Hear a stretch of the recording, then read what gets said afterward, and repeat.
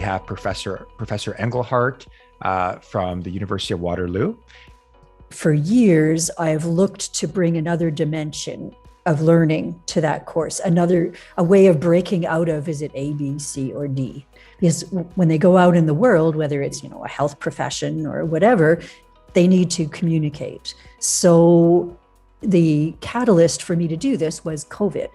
Fall 2020 is when I thought, I need to do something to make this completely online, flip to remote thing less terrible.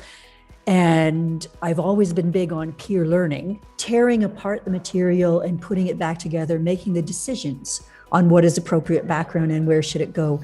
That is a different type of learning. Unexpectedly to me, when I was managing the disputes and I got to listen to them, I just thought, oh, a human voice that's not related to me. This is so lovely. And, their accent or, all of those things, and hearing the English language learners do this task and, do it well, and promoting for the evaluation piece, you're not rating their accent or their charisma, by the way. So I had a one-on-one with a student during that first remote term. And I said, how ridiculous this sounds, but I really like hearing your voices. And she said, me too. They got to hear 3 different voices because they evaluated 3 different things. So even though anonymity was part of it, there was a connection. And the fact that they were all doing critics and talking about critics was another connection. Has this changed kind of what you've been able to do with your students? Well, so first of all, it was 100% multiple choice, whether it was a formative quiz, the exams, 100% multiple choice. Even the in-class clicker questions were multiple choice. So I really wanted to bust that open. This was the difference between nothing, no real feedback, and I think quality feedback.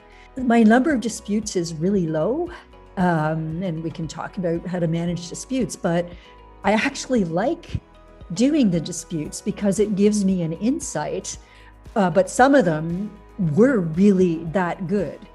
And that allows me to develop a connection with them, saying in the software, there's a spot where I say, I have reviewed this at your request, blah, blah, blah. And I'll say, yeah, this is very good, blah, blah, blah, blah. You should consider TAing.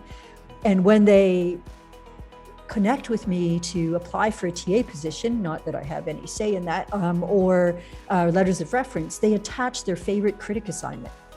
And they say, oh, remember, you said this, or even if they weren't involved in a dispute, they'll say, I love the critics, there's a sample. So there's a pride of ownership that doesn't happen with a multiple choice exam.